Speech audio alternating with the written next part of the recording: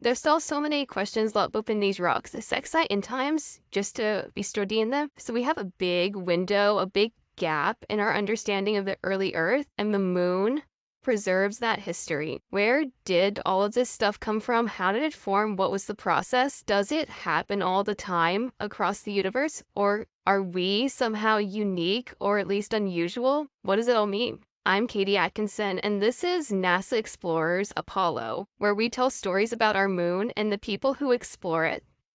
The recorder's running, right? As orders are.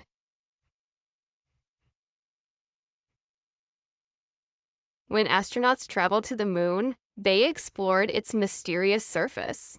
Get that soil? It's all cake looking at it is. Okay. When we get the soil before you start whacking, okay? Oh yeah. Very good. They collected bits of soil, rock, and dust to bring back to Earth, and they were pretty excited about it. Oh, hey, there is pouring soil. Well, don't move it till I see it. It's all over. Orange. Doubtful if till I see it, Hatchster. Each sample was carefully harvested and preserved so that scientists of the future could learn more about the past. Inside of those samples, rich stories about the age of our moon and clues about its history. Natalie Curran is one of the keepers of these tiny, precious artifacts. She's been thinking about Apollo since she was a kid.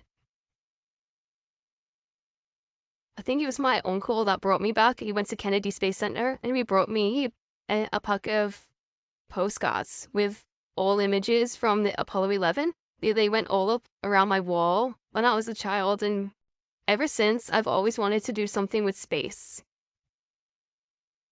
These days, Natalie calls herself a lazy astronaut. The moon rocks come to her instead of the other way around. Natalie is a NASA postdoctoral fellow and a planetary scientist who spends her days with Apollo samples. I'm currently working in MNGRL lab, which stands for Mid-Atlantic Noble Gas Research Lab, which is here at NASA Goddard. Natalie focuses specifically on samples from Apollo 16, which she looks at to learn more about the formation of the surface of our moon. So a lot of their samples that we have, they're quite old. So there's some of the older rocks that you get on the moon. So we're looking at rocks that are older than 4 billion years old. Every time you look at something or think of something like that, what you've just analyzed is older than anybody that we know, anything that we know is living, and that again is quite an amazing kind of achievement just in its own way to be holding and analyzing these ancient rocks. As it turns out, the moon can teach us a lot about the history of our solar system. Scientists like Natalie study lunar rocks, soil, dust, and sand. She and her fellow scientists weigh, measure, and scrutinize samples to find answers, and sometimes even more questions. The process teaches scientists about the makeup and evolution of our moon, but it also reveals plenty about our home planet. Unlike the Earth, which we've had quite a complex history of, like plate tectonics, where it's erased some of the surface, the moon hasn't had any plate tectonics like that. So the actual surface of the moon provides a perfect archive of both lunar history, like solar history, that we can go collect some different age samples and can tell us a lot about how the moon and the early solar system was evolved.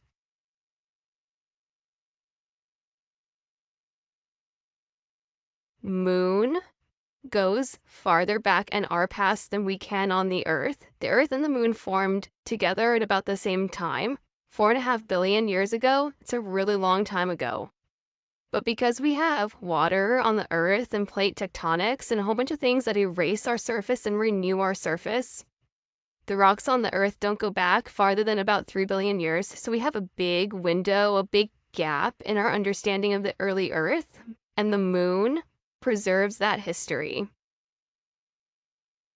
That's Barbara Cohen. She started and leads the MNGRL lab. Her team studies noble gases to learn more about the age of the lunar samples. And those gases are interesting to us because they help us tell when that rock was made and how it was made and what processes it underwent. So we are trying to understand the geology of another planet through its rocks. And we use those gases to trace the processes that it went through on another planet. The element potassium decays over time to the element argon, which is a noble gas. And so we look at the ratio of potassium to argon in the rock, and we say how much potassium was there to begin with and how much has decayed to the element argon over time, and that's a little clock inside the rock.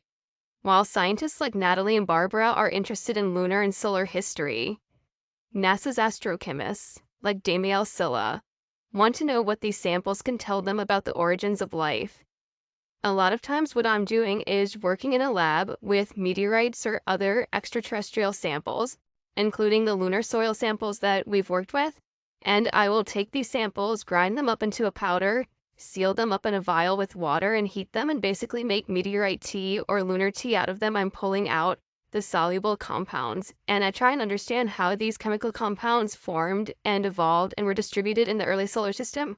Okay, let me get the sorrel before you start whacking, okay? Oh yeah, I'm very grateful for the scientists who had the foresight to archive these samples and for the curators who kept them all this time in a state that was ready for us to be able to look at. It didn't, as a kid, seem like something spectacular to me. It was just part of history. But now when I get to handle these lunar samples in the lab and I stop and think about what it took to bring these back to Earth and where they've been and what the history of these samples is, sometimes I'm working in the lab and I just stop and I'm just overwhelmed by this amazement. Each sample, carefully cultivated by lunar explorers, reveals more about the moon and planet Earth. There's still so many questions locked up in these rocks that it's exciting times just to be studying them, man. Barbara, Natalie, and Jamie will have the opportunity to keep learning about our moon very soon. They were recently selected to open up and study never-before-seen Apollo samples.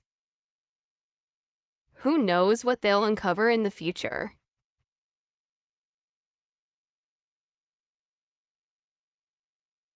We asked you to help NASA tell the story of Apollo. Hundreds of people answered, from all over the world. Here's what Sophie, a 13-year-old from Greece, had to say. Hi, I am 30 years old. I am from Greece and I live in Athens.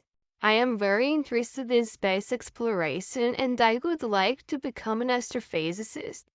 Even though I was not born when the first humans walked on the moon, the Apollo program means a lot to me.